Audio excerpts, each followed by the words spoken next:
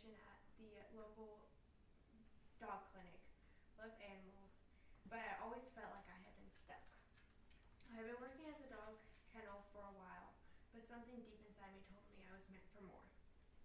After a move across country, I was questioning my purpose. Was I meant to be a veterinarian? While I took pride in caring for the dogs, I could not shake the feeling that I was not really going anywhere. One afternoon, I was left alone with one of the dogs I had been looking after, a German Shepherd named Max, whose owners had dropped him off for boarding. He was calm but clearly alone, and I started to wonder if I was actually making a difference. Late one evening, I was cleaning up after my shift, and Max started pacing. He was usually pretty calm, but tonight something was different. I approached him cautiously, and he stopped, stared at me with big brown eyes. At that moment, I felt an unexpected wave of connection.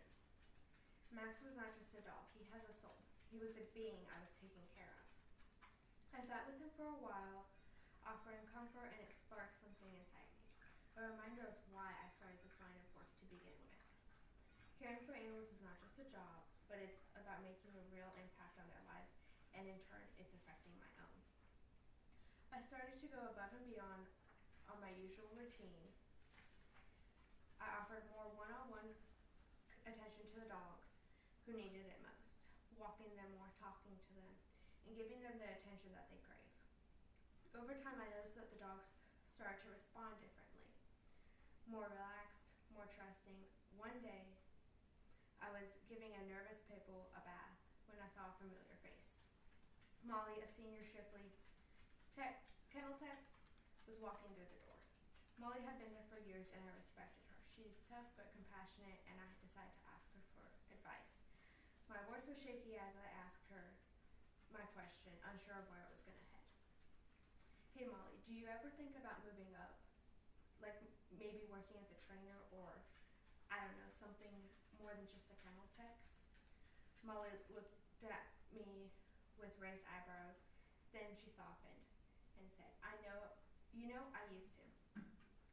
But this job is more than just about cleaning kennels. We're responsible for the dog's well-being. If you have the passion, you can totally become a trainer or even work in dog behavior or veterinary medicine. Do not let this job feel like a dead end. It is what you make of it.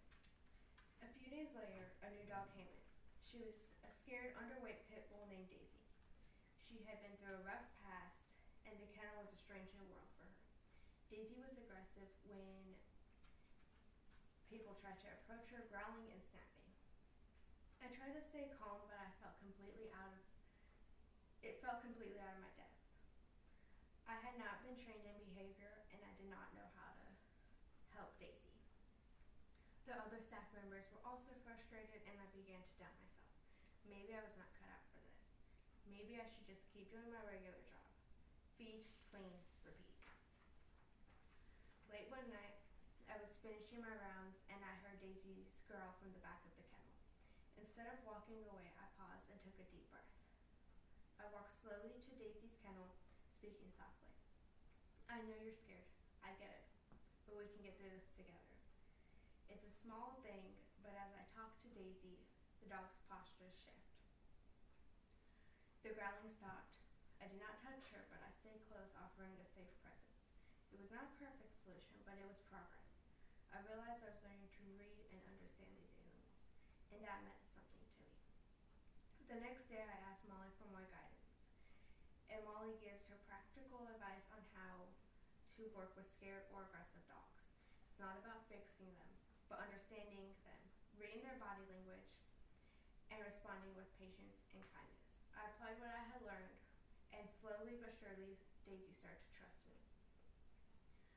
It was not an overnight change, but it was enough for me to feel that spark again. I was on the right path. I might not be a veterinarian yet, and I might never be. But I have a deep connection to these animals, and I know I have the skills to make a difference, and that's enough for now. I am no longer waiting for the dramatic shift in my life. I am making the shift myself.